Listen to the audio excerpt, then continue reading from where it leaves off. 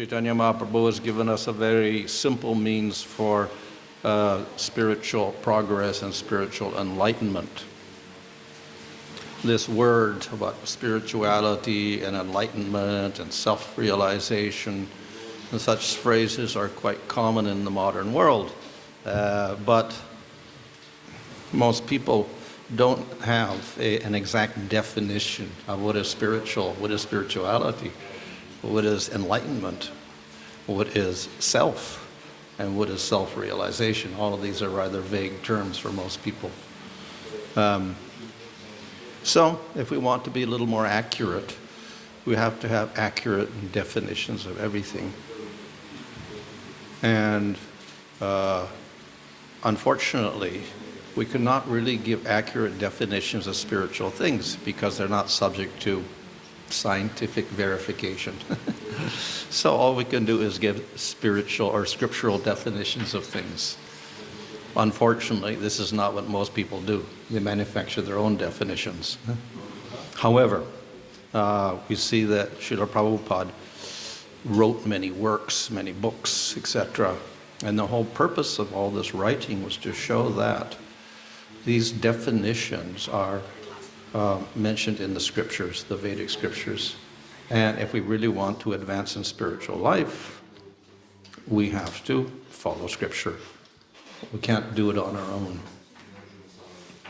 Just as we have the position of a medical doctor, and this of course is material, but even for a material position, for a person who's called a doctor, he should be able to diagnose and cure people. If you can't do that, what's his use of being a doctor? And therefore we have programs, specific programs, by which the person gets knowledge, and if he passes all the tests and he knows something, then he gets a degree and he's qualified to cure people. So there's some exact things, which processes and whatever, in order to get to a certain level. So spiritual life also is something like that, except all the definitions and the processes are not subject to material speculation. They have to be according to scripture. And therefore, when we are presenting things, they always have a spiritual background to them from scripture. Still, when we talk scripture to people in the material world, they may think you're simply a fanatic quoting some, religious thing, like Christians, they'll quote the Bible and give all sorts of quotations like this, and you'll think that they're just fanatical. So if you just start quoting Bhagavad Gita also, they may think you're a little fanatical, just like a fanatical Christian. You're quoting Sarvadhamma Prachaja, everybody. And so we have to explain things in a little more logical way to them, so that they can accept it. So our main preaching is Nam Sankirtan, which is the use of sound, particular sound or mantra, to get the highest type of realization, which is also defined by the scripture. So it is a very simple process. And even then, people may have doubts. How can sound get you to spiritual realization, because sound looks material? So we should also inform people of the real nature of sound. And if we examine even material sound, we find it is very surprising. It is something we don't really know about. So, of course, some of our modern scientists have been quite interested in sound and in vibration. Sound itself is vibration, according to modern definitions. Molecules vibrating that goes in your eardrum vibrates. That's sound for us.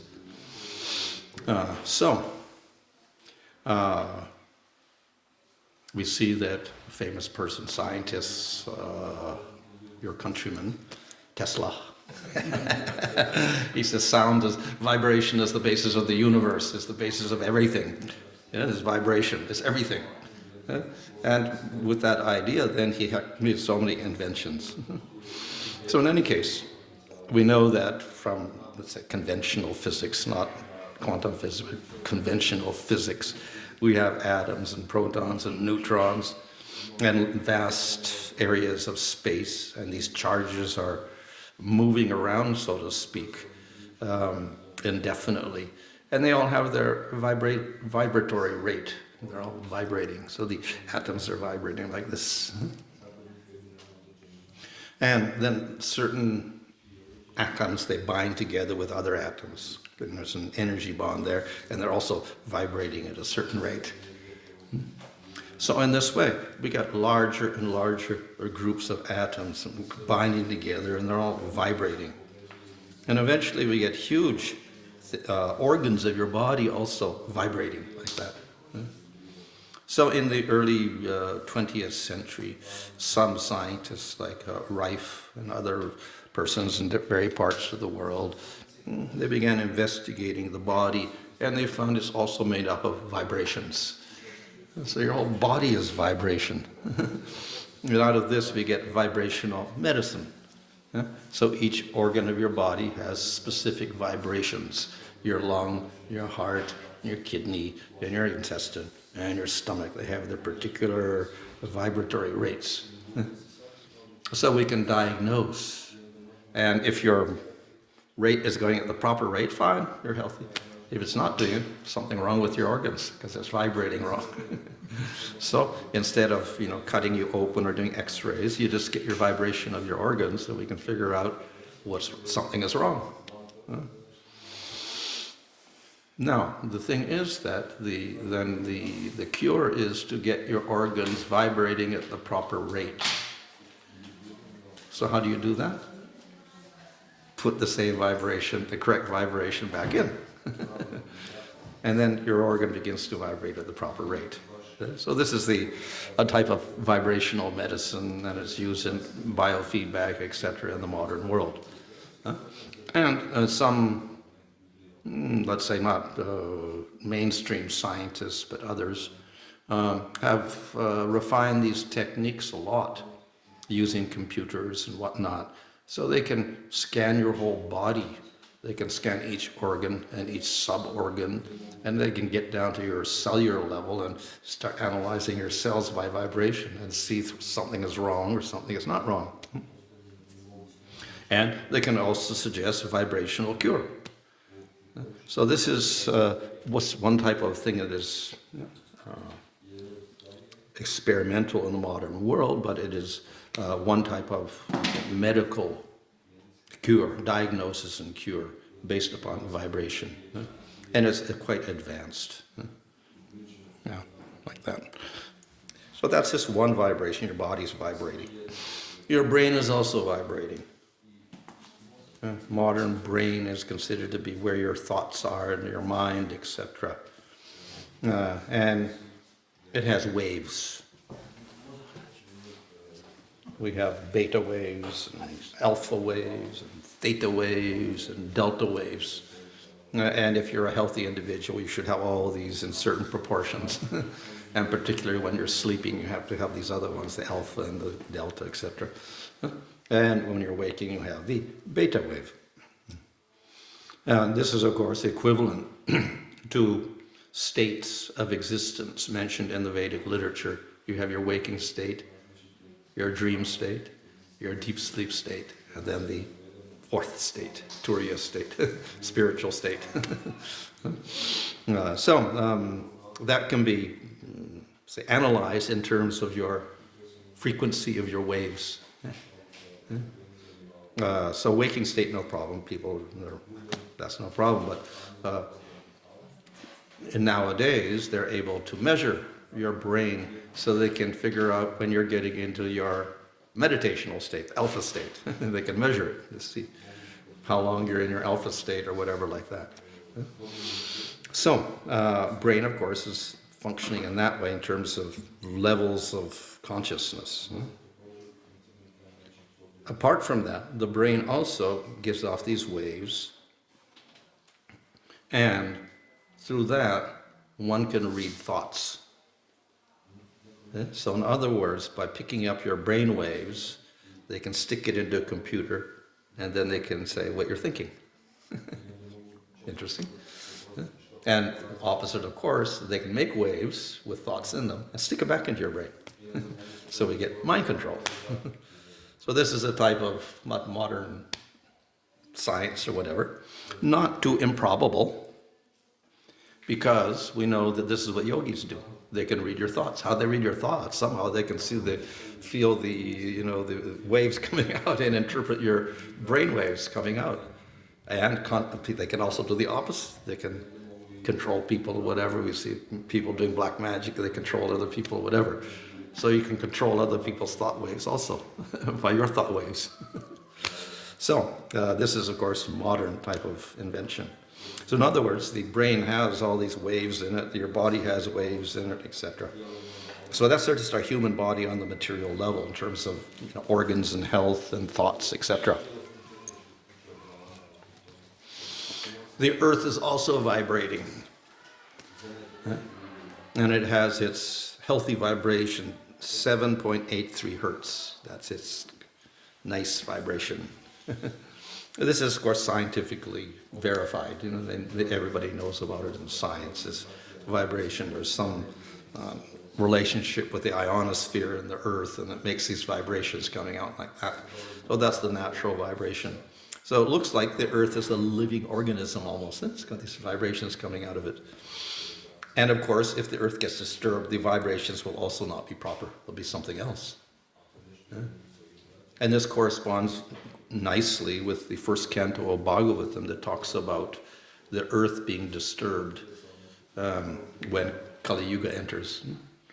And the earth is represented by the cow.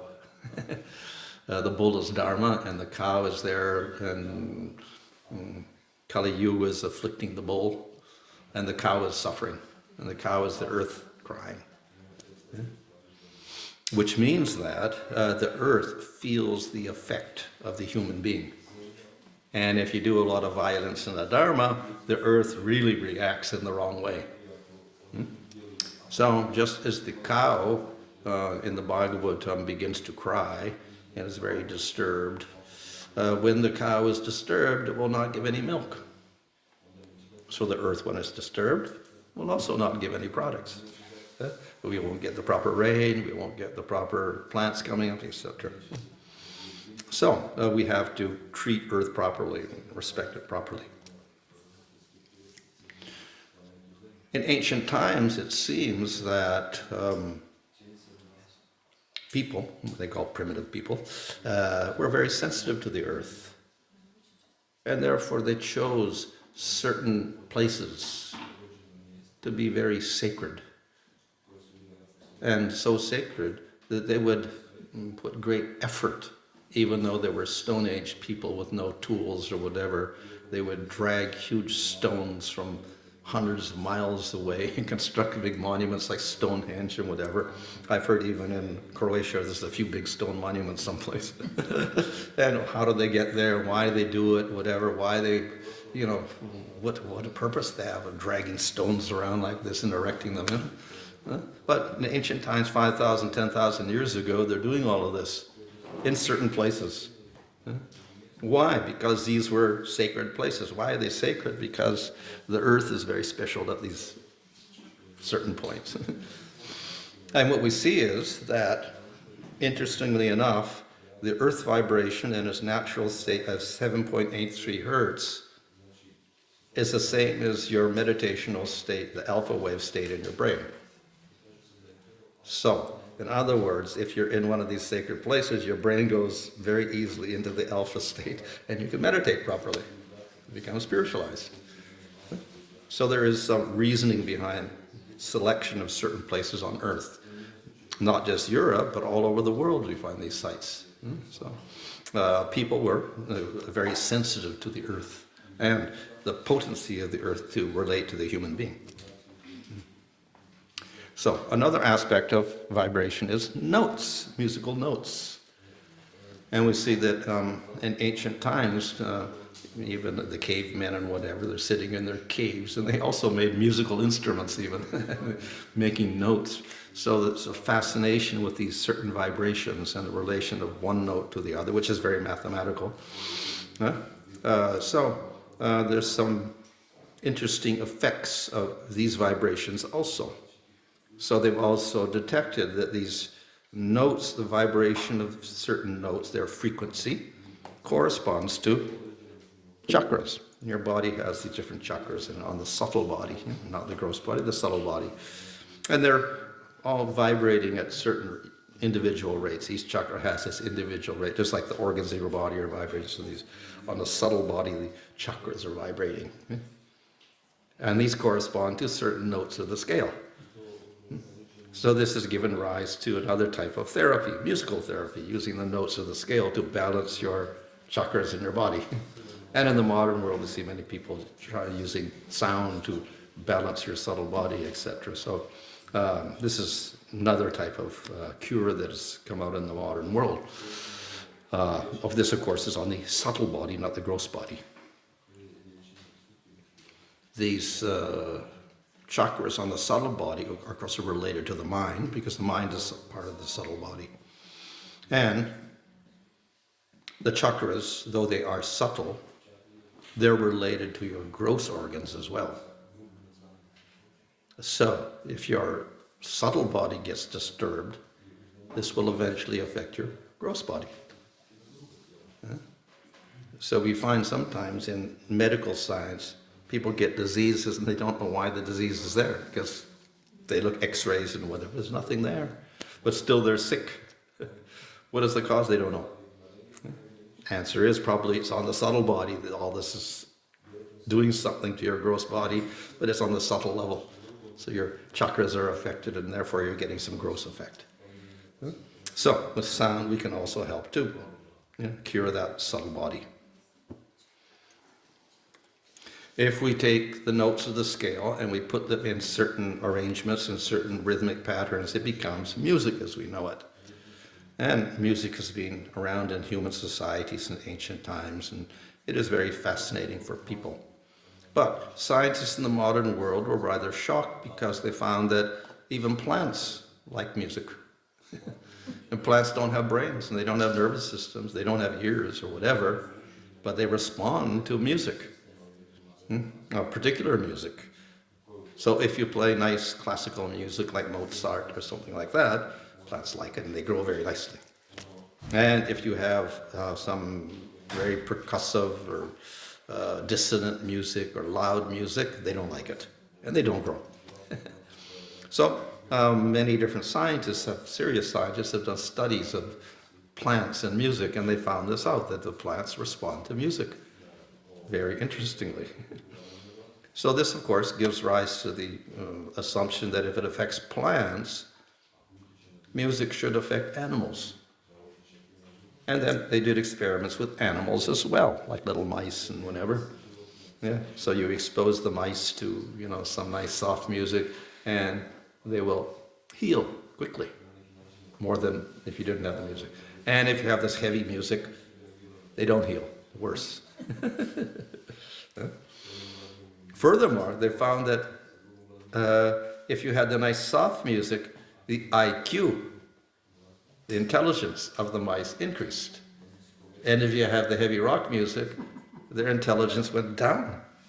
So they became dumb, the mice. So that was the effect of music just on these little animals. Health, it affects your health, it also affects your brain. So, very, very powerful influence. Just ordinary music, what type of music you have.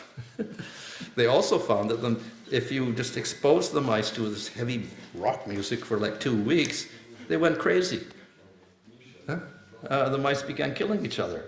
They became cannibals. So that was just the effect of, loud music on mice. So if music like this affects plants and animals, obviously it must affect human beings also. So they also done experiments on human beings. And of course they found, yes, You have the soft music if people are sick and they're getting cured or healing. They heal quicker if they have the soft music. If they have all this loud music, they do not heal. And they also found out one of the causes is that the loud music stimulates cortisol, which is a hormone in your body. And that is not so good for healing. It has a certain purpose. The purpose of cortisol is excitement. So that's why loud music makes you excited and your cortisol goes up and you become very active. And therefore it's also useful to get people excited. So that's why all this people are into loud music. It makes them excited. It increases the cortisol. It's also used in armies. Armies have marching bands. Probably every army in the world has a whole orchestra there, people playing instruments one band. They're not fighting, they're playing instruments. Why? Because they need to get the people marching properly and whatever, encouraging their cortisol to increase so they can fight nicely. And that's been going on since the Roman times and before.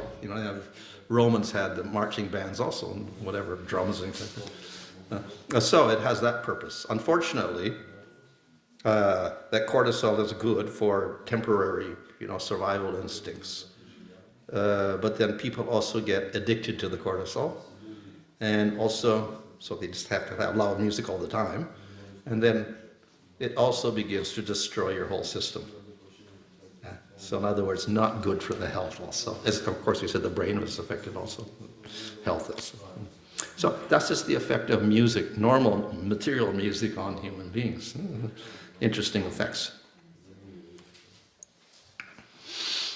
So, because of how sound can affect you, different governments of the world do research on sound weapons, so they can use vibration to make you sick, to paralyze you, or to kill you even. So they've got research in that direction. So vibration to do all sorts of lethal things to you. We see, of course, also this is not so surprising because we see in the Vedic literature people are chanting mantras and cursing each other and killing each other just by sound, not using weapons at all. Their weapons are sound weapons, mantra weapons. So nothing new, but then they're developing this in the modern world. This, of course, is related to the gunas. Sound is part of the gunas, and it can be in sattva-gun, raja-gun, or tamo-guṇi. Tamo-guṇi is destructive. Raja-gun is agitating. Sattva-gun is preservative. So some music will be preservative. That's that soft music or classical music, and it helps to restore your system, keep your mind very balanced. Rajasic music agitates you. It makes you excited. Tamasic music destroys your system. So we have to watch out what type of music we listen to. Like with everything, we have a choice. And according to that, we can, become healthy or not healthy according to our choices. And of course, it can also affect our spiritual life, obviously. So we should choose things very carefully. We have to choose our music, we have to choose our food, we have to choose our exercise, knowledge, everything. We have to choose according to the proper gunas. And preferably, if it's sattvic, at least we become healthy. So, we usually think of sound as, of course, something that is picked up by the ear. But in recent times, they found that sound has a form, visual form. So they have a cymatic instrument, which is simply a plate that vibrates according to the frequency of the note. Play a note on your piano or keyboard, the plate will vibrate at a certain rate. And then you have make the plate all black, and you put some white sand on it, whatever, spread it out nicely. You play the note, and then pattern will form on the sand. And each note will have a different pattern. So in this way they've seen that the notes of the scale actually have different patterns for each note of the scale. So when you're listening to music, of course, going here, but there's all these different patterns changing at the same time. So there is pattern behind music, or form behind music as well, which we don't even know about, and only just discovered in the modern world. So sound is a little more complicated than we've been thinking of, and we can also. Another aspect of sound as form is in India they have the mantra, which is sound, and then they represent the mantra in a visual form called a yantra. So a yantra is representing a mantra, which is the sound. The sound, when it becomes a 2D diagram, becomes a yantra. So in other words, we can visualize the mantra or the sound in terms of a yantra. And we have many different mantras, therefore we have many different yantras. But what we notice about these yantras is that, which are representing the mantra, is that they're all very symmetrical, and they have circles and squares and triangles and whatever, nice symmetry. And they actually represent the universe. So we see on each side there's a corner, a little door on each side. These are the 4 directions of the universe. Like that. So 4 directions are there. And it represents the whole universe. So the mantra is representing the universe as well as a particular deity. And that universe is constructed in a very symmetrical way. It is not haphazard. And thus we see patterns repeated throughout the universe, from the galaxies down to the seashell or the pine cone or the sunflower or whatever. It's all geometrically arranged somehow or other. So this is how the sound and the form are related to each other. In Indian music, they have something called the raga, which is a selection of notes of the scale. It could be 5 notes or 6 notes or 7 notes, and some notes are sharp and some are flat, whatever. So you get all sorts of ragas, more than we have scales in the Western music. You get thousands of ragas and whatever. But it's not just it's not just notes. You have to combine them in a certain way in order to invoke the personality of the raga. So when you learn a raga, you learn not only the notes, you have to think of the form of the raga. So there's a little Sanskrit verse that goes with each raga, and it describes the form of the raga. The form is a person. Person may be a man, maybe a woman, may have 2 arms, may have 4 arms, may have 8 arms or whatever, maybe blue, maybe white, maybe red, maybe green or whatever. Doing various activities, whatever like that. And you had to memorize that form. And the perfection of performing that raga is to invoke that form. So if you sing properly that raga, then that form should appear. So that's the idea. There's a form behind the raga, and it should manifest. So this is another way in which form and sound are related. So the other important aspect of sound is words, which is shabda in Sanskrit. And so word or shabda means it's not just sound, it's sound with meaning. So when you hear the word, you get a message, some sort of message. In the modern world, we think that sound is what comes in your ear and through the eardrum, through vibration, etc., through the air. And, of course, that's one way of looking at it. And through this, of course, we get a lot of knowledge. So the words are very important. That aspect of sound is very important for us. We get all sorts of knowledge out of this. But according to Vedic literature, sound actually is quite different. Sound does not go through the air at all. It goes through the ether. That's the Bhagavatam version. Air, the medium of sound is ether, not air. The quality of air is touch. Quality of ether is sound. So sound and ether go together, and that sound goes through the ether. So this is something we don't know about in the modern world. The Greeks had an idea about ether. It was discarded later on with Newtonian physics, etc. In the modern world, they're a little puzzled because there is some other substance in space, because things travel through space. Waves and energies travel through space, but how do they travel? Unless there's a medium. But they don't know, it's not air, obviously. And it's out there between the different stars and galaxies, and all of this energy is going all over the place. How does it go? And so they say there must be some other substance, and they call it ether. So it's a little bit, that concept is coming back again. Maybe there is an ether substance, but we don't know what it is. So anyway, sound is a little more subtle than we think, going through the ether, not through the air. But according to the Vedas, the real idea about sound is it's actually spiritual in origin. And thus, the first sound comes out of the breathing of Hayagriva. The Vedas come out of the mouth of Hayagriva. And that's not normal sound, that is spiritual sound. And of course we have the monosyllable Om. It's celebrated in the Vedas. And Om is the primary sound. And within it is all the Vedas. Just one little sound. And it expands into all of the Vedas. And what is that Om? Ultimately, it is Vishnu. So out of Vishnu comes Om, out of Om comes the Vedas. Of course, Om expands into Brahma Gayatri Mantra. Brahma Gayatri Mantra expands into all the Vedas. So that it all contracts into one little syllable, one sound. Everything. Material and spiritual. Creation is all in one little syllable for some reason, and one sound, vibration. Very, very powerful.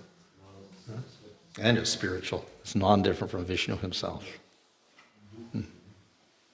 So, that Om sound is also inherent in the creation of the material world.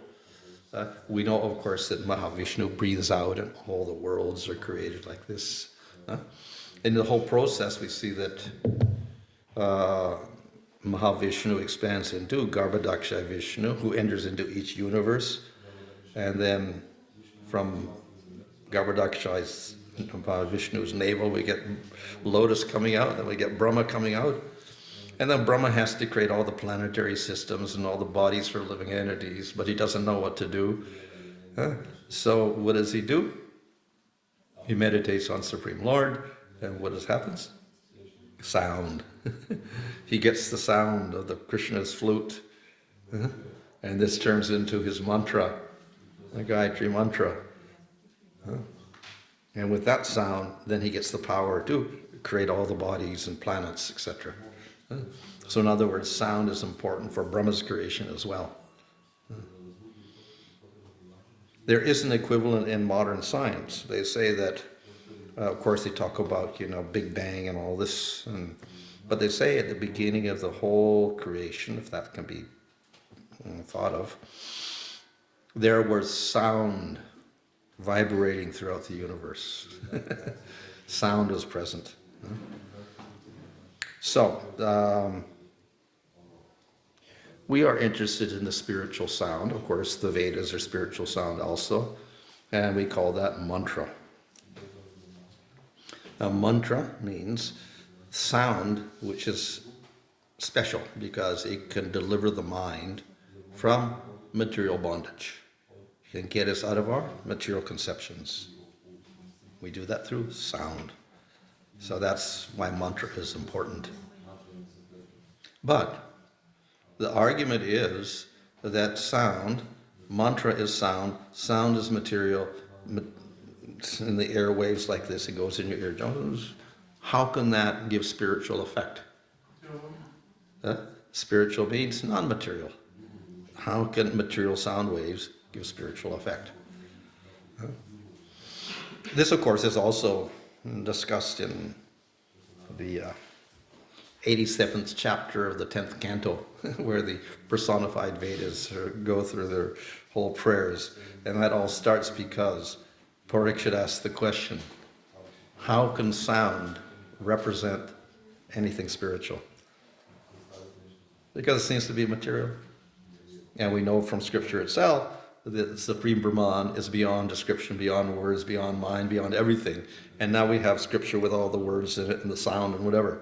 How can that give spiritual result when it's material? So that question will naturally arise for people. How can mantras be spiritual when they're just material sound? So, what is the answer? The answer is, you may think it's material sound, but actually it's spiritual sound. Just like Krishna comes in the material world, and many people think, he's a material being, Krishna's just a material cowherd boy. Shishupal thinks, he's just a low cowherd boy. But actually he's not.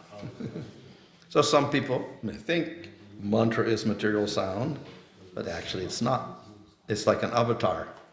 Avatar appears in the material world, everyone can see, but actually he's not material at all. So, mantra comes from the spiritual world. Name of Krishna comes from the spiritual world. By its mercy, it appears in the material world. And somehow we can hear it.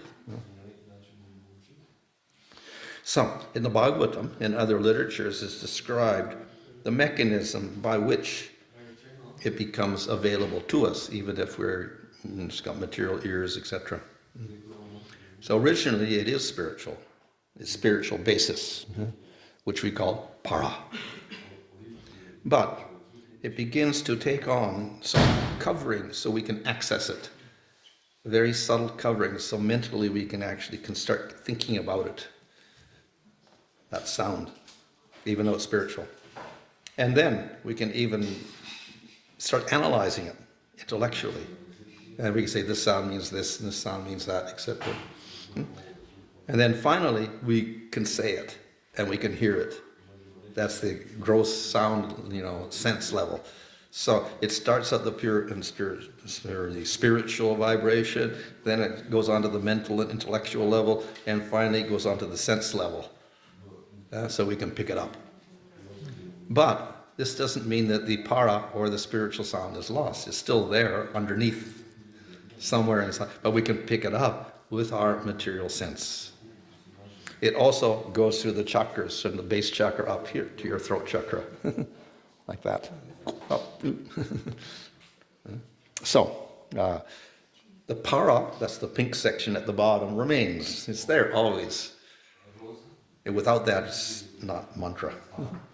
And over that, we get these other levels until we get the level that you can actually hear and say. But that other level is still there. So when you say and hear and pick it up with the material ear, or say it with your material vocal cords, the para is still there. And that's what influences us. So the spiritual effect remains. Of course, we can, think of it with sense it with our mind, and think about it with our intellect, our buddhi, etc.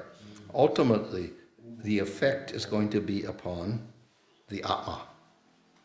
So the para begins to affect the atma, even though we're picking it up with our material ear and saying it with our material voice. It's the atma inside is getting the effect of all of this, the spiritual effect of the mantra. So that's how it works. So it comes from the spiritual world, manifests in the material world. We can pick it up with our ear, and it goes back and affects the atma. And when the atma's completely inundated with that mantra, we're qualified for spiritual world. So this is the basic mechanism why the mantra is spiritual, not material. So, now therefore mantras are very special. Now it is difficult to prove anything by science, because atma, spiritual sound, whatever, you cannot pick it up with your instruments or whatever, material instruments, gross material instruments. You can, of course, pick up material effects, gross or subtle, but you cannot pick up spiritual things at all. But we can at least recognize that mantra has positive material effect. And some scientists got a little curious. So they experiment with people. They get people and they start, let them hear mantras, let them chant mantras like this, and they see the effect on the body. And true enough, it started influencing the DNA of the body even. Usually when as you grow older and older and older, your DNA gets all messed up and tangled up and whatever, and doesn't function properly, and then your body falls apart and your organs don't operate properly. So by chanting these mantras, Sanskrit mantras, your DNA started repairing itself. And they could see the effect on the DNA level. Another experiment was done with telomeres, which were discovered maybe, 20 years ago. One woman discovered them on the chromosomes. So the telomeres are little caps on your thing. And when you're young, the telomeres are very big. And as you get older and older and older, the telomeres begin to shrink and shrink and shrink. And then they figured out that actually the telomeres are a gauge of your health. The bigger the telomeres, the healthier you are. The smaller your telomeres, less healthy you are. And less healthy means you're subject to all sorts of diseases, heart disease, nervous disease, circulation diseases, digestive problems, low immunity, all these things. As you get older and older, your telomeres get smaller and smaller, and your health gets worse and worse, basically. So it's a good way of measuring your health. And you just look at your chromosomes, you can see small telomeres, okay, bad health. Big telomeres, good health. So this provided a very convenient method of measuring different treatments for your health without using, medicines and things like that. So one, of course, a simple one is walking. So they had people walk 30 minutes a day. After 2 weeks, telomeres started increasing. This was a simple thing like exercise, 30 minutes exercise a day. Walk. Good. The person who discovered telomeres, she actually did that. She said, I want to increase my telomeres. She's been walking every day, walk to work every day. And then her telomeres started growing. Then they tried diet. So then they use, high fiber diet, whatever, no meat, vegetarian diet. And again, telomeres began growing after a month. Just by that. So it was proof that, certain things actually can improve your health, diet and walking, etc. They tried yoga, simple yoga exercise. That also worked. You get 5% increase in your telomeres in 1 month or whatever. Tried Tai Chi and all these other things also worked. They tried soft music because you see music is relaxing. And so music also had some effect, and you get 5% increase that way as well. They tried once a week. They would have people meet together and just talk, socialize freely in a group, and that also worked. They got 5% increase in their telomeres over 1 month or something like that. Somehow, I don't know how they figured that out, but somebody said, let's try kirtan. So they tried kirtan and they got a 43% increase in 2 months, 12 minutes a day. So very, very interesting effect. This is a material effect, of course, but it's like a provable effect, a demonstrable effect, a physical effect on your body, that it can actually start making your telomeres grow. So this is the effect of kirtan. Very powerful. Of course, it is not surprising because it involves music, it involves groups of people, it involves mantra, which is special, it involves vegetarian food, etc. So obviously you're going to get very, very good effects from it. So that just materially, yes, it has effect. Of course, we're not so much interested in that, but it does have material positive effects also. That can be demonstrated. That's the gross body. Now the subtle body, of course, the science doesn't accept the subtle body, but at least they know the mind is there and something is there. And they had done experiments with the mantras on your mind, and they found, yes, it relaxes you, reduces stress, reduces depression, and all these things, that mantras could do that as well. And they have evidence of that also. So therefore, on the gross mental or physical level and the subtle material level, the mind and the intellect, mantras had positive effect. Yeah? But then, of course, we come to the spiritual level. And that we cannot prove by science. We cannot measure your spiritual potency by some machine or whatever like that, or your chromosomes or your telomeres. They're not going to measure your spiritual life. But what we do know is from Scripture, it says that the perfection of the mantra is that you realize the form. You chant Hare Krishna, you should realize Krishna, not some abstraction. You realize the form of Krishna. The perfection is that you see Krishna and his name are non-different. So the name Krishna, the sound Krishna, becomes the form Krishna. That is the perfection. So that's not surprising, because we see that even material sound has form. And material music has, ragas have form, whatever. So then name of Krishna or mantra of Krishna has the form of Krishna. And by absorbing herself in that name of Krishna or the mantra of Krishna, then the form of Krishna manifests finally. And of course it's spiritual sound, not material sound, coming from the spiritual world. So, of course, we have special advantage here, our special extra manifestation, because we chant Hare Krishna. So Hare is Radha. So therefore we manifest not only Krishna, we also manifest Radha. Radha Krishna. Very special. So we can also ask, why should we, if we're going to realize God, why we need somebody else there? Why there's a Radha, this Krishna, whatever. But there's also a very specific purpose in this. The ultimate goal of the jiva is bliss. Everybody wants to be happy. But we're doing it in the wrong way. So the real bliss means we have to have prema. And prema means unconditional love with no selfish intent, etc. And it has to be projected towards not other people, not jivas, not matter, not bodies, but to Supreme Lord, form of the Supreme Lord. So we establish this relationship, and that gives rise to the bliss. But the question comes, why Krishna? Why not somebody else? So the answer is that Krishna is bliss. And the meaning of Krishna, according to Scripture, Krish means he is the source of everything, which means he's all-powerful. Everything in the spiritual world and the material world are manifested from Krishna. Na means he is the source of all bliss. So whatever bliss you can experience in the spiritual world ultimately comes from Krishna. Among all the different forms of the Lord, ultimately the bliss comes from Krishna. He is the source of all bliss. And of course, the happiness of the material world is a perverted reflection of that. Yeah? So therefore, the word Krishna itself means bliss. We also chant the name Rama.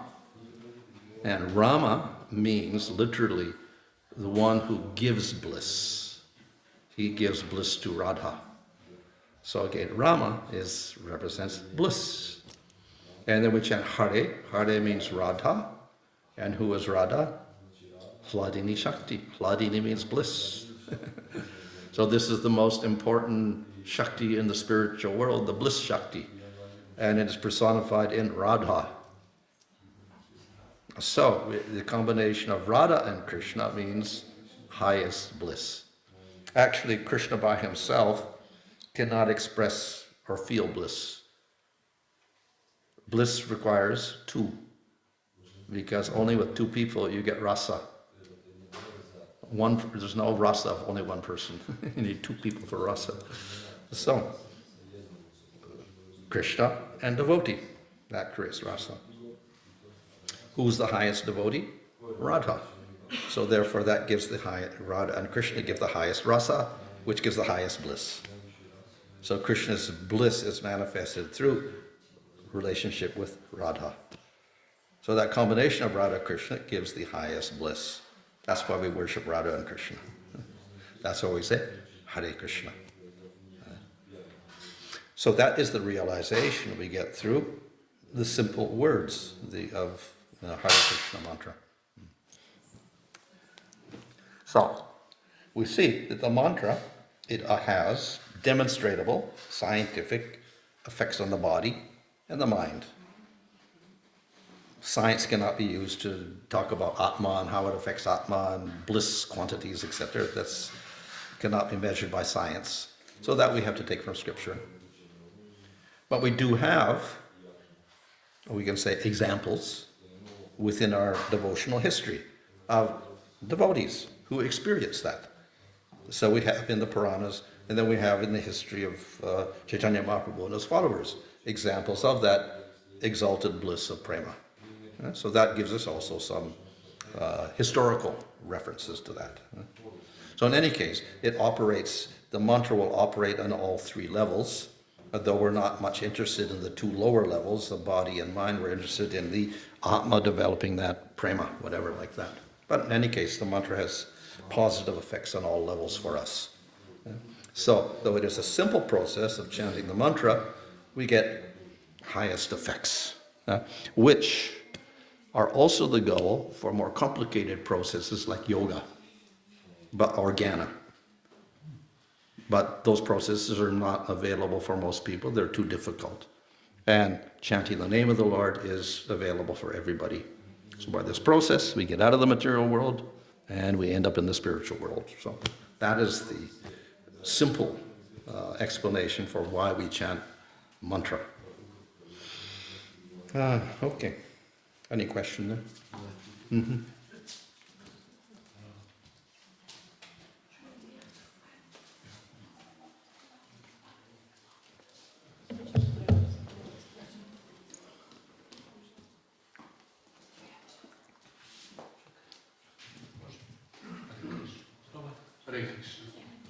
I have 2-3 questions.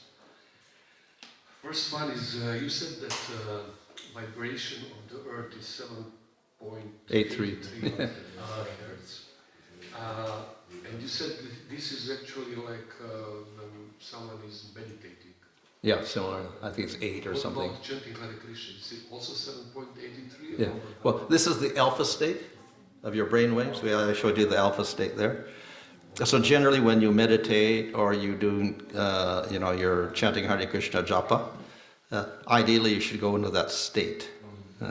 Where was that? Yeah, the alpha state there, 8.13 hertz or something like that. That's approximate, something like that. So that's the state. You put a thing on your brain, on your thing, and then you measure your different waves. And when you start meditating, you'll go into that state, and that will be your alpha state, which is a good state for, cure and for meditation and all things like that. So if you chant japa, etc., you can go into that state also very easily. Is that manasa japa, Yeah. manasa japa, not loud? Not the loud one, yeah. So obviously, because that's you're going to be all over the place with that one. My second question is that you said about this cortisol. Cortisol, yeah. Yeah. Is it also good when we chant loudly Hare Krishna?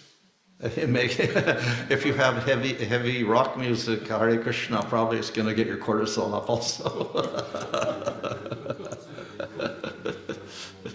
So it's going to have positive, negative effects maybe. Well, as I said, if it's temporary, it's not a problem. But if it's constant, all this loud sound and all that, then it starts destroying your system. Okay. And the third one, I didn't understand very well regarding ether. You said that the sound doesn't go through the Air. It goes through the ether. Its medium is ether. That doesn't mean that now it's mixed with Oh, okay. Yeah. That's possible that the air is there also, and it's going through the air, obviously. But the ultimate medium is the ether, somehow or other. How it happens, we don't really know because we don't have a scientific definition of ether. But according to Bhagavatam, it's ether and sound are the two things that go together. Its medium is ether, not air.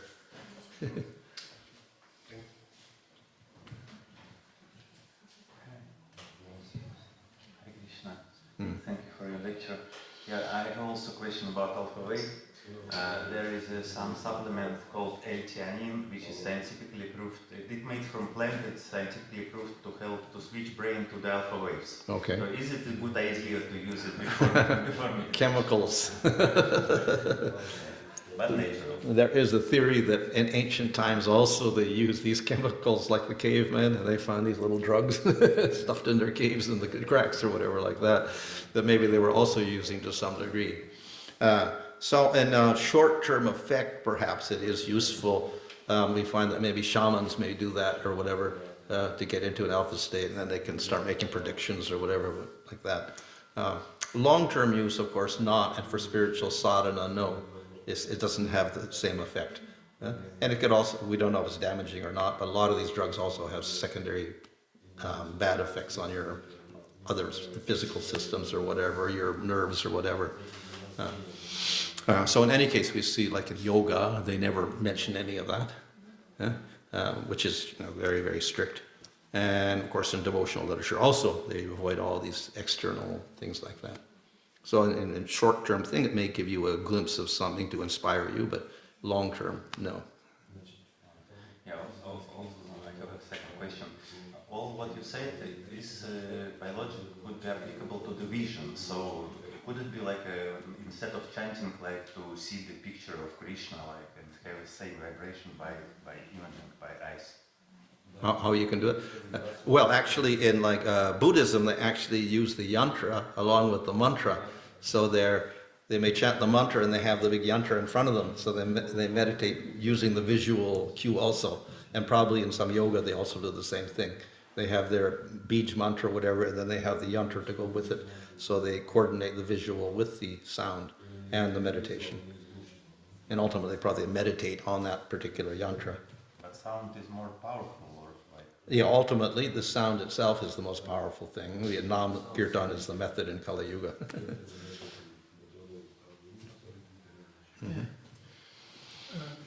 Maharaj, could you please explain the difference between sound which comes from diksha and sounds which comes from shiksha, if any difference? Because we see in Srimad Bhagavatam that some got diksha without further, let's say, shiksha, and some, Of course, Bhagavatam, I think there's only two places that mentions diksha. One is that Narada Muni gave Dhruva a diksha mantra.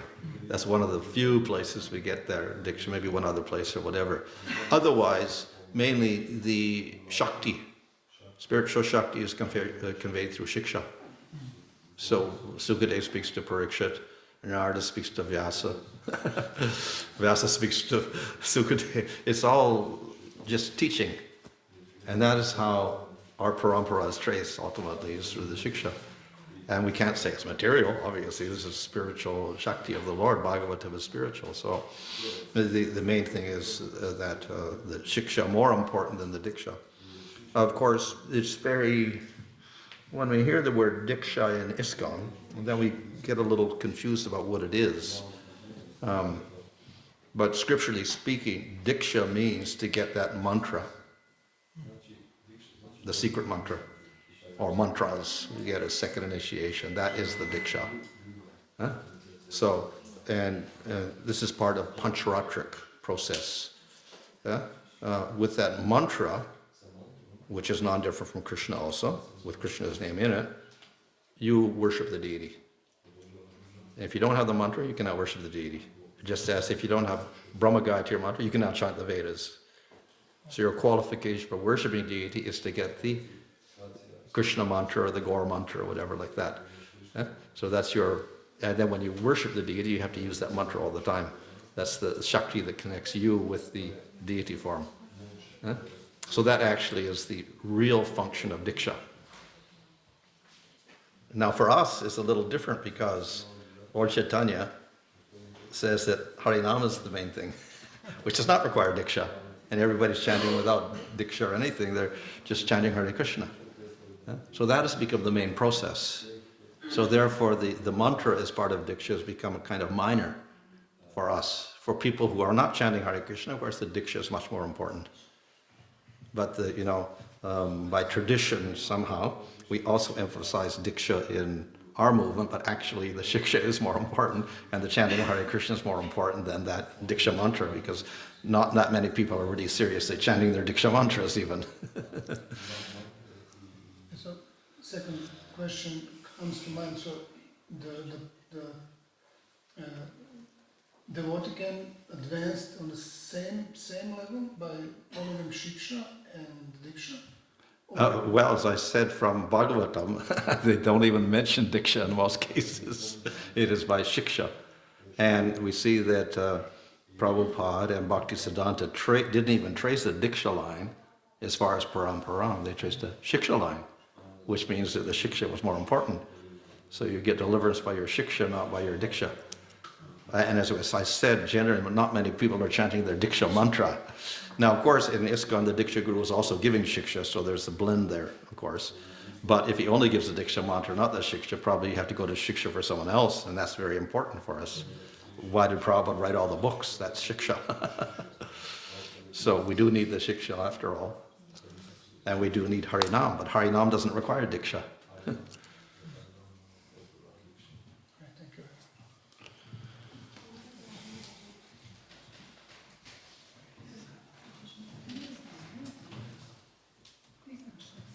Hare Krishna. I have to speak Croatia, please translation. My question is,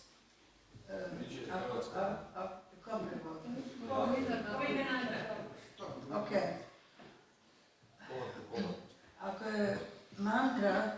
Ako mantra silazi sa duhovnog područja, ako nema tako veliku moć, kako i tako da čak možeš reći... If the mantra comes from the spiritual realm and it's so powerful, how is it possible? Ona je tako moćna da doseže čak i do najsuptilnijih molekula bez oksidibonuklinske kisline. Such mantra is so powerful that it reaches even the tiniest molecules as DNA. Kakvu ulogu onda ima u tome, odnosno moje pitanje, da li ljudi koji mi čuju također mogu, zahvaljujući toj moći mantre, također duhovno napredovati? Can people who hear this mantra advance also, without guru? Without? How is it possible that people who don't hear, but because the vibration is so powerful, they also can... If they're deaf. Oh yeah, why not? It's spiritual sound, not material sound, so that is not necessary. It's not even going through the air, it's going through the ether. So it's not necessarily connected with your physical ear. Of course, we do have another ear. We have two ears. We have the gross ear, and then we have the subtle ear. So you have a subtle body with your subtle ear, and your subtle eye, and your subtle tongue, and your subtle hands. And this goes with you birth after birth. And when you're out of your body, like in dream state, you see and you hear, even if you're deaf or whatever. Or if you have out-of-body experience when your brain is dead, you also have, you see and hear whatever. That's all your subtle ear operating like that. So we have three sets of senses, your gross sense, your subtle sense, and your spiritual sense.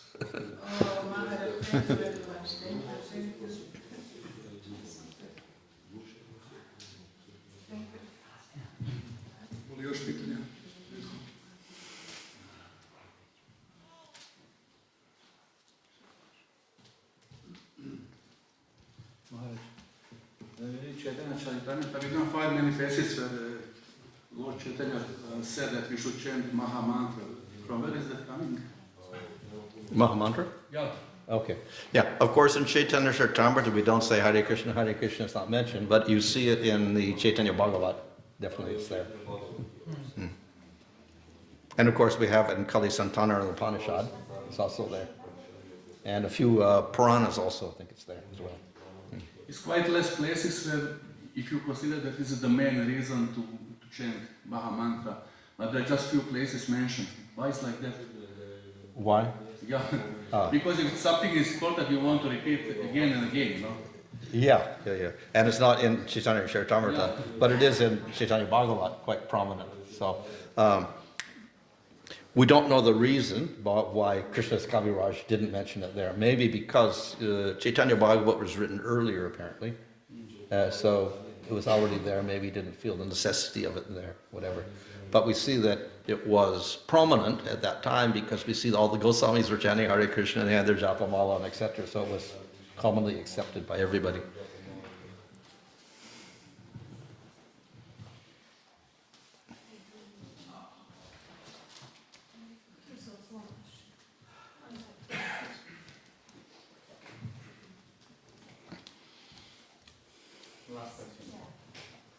What are the references that Goswamis were chanting it? What are the references that 6 Goswamis were chanting? Well, we have their, of course, we have their, they're talking about the name and whatever like that in their like namastakas and things, various things like that. We find their poetry and whatever. And of course, then they had beads and whatever. Hvala puno. Thank you, Maharaj, for this wonderful presentation, and thank you all for coming and listening and asking questions. Tomorrow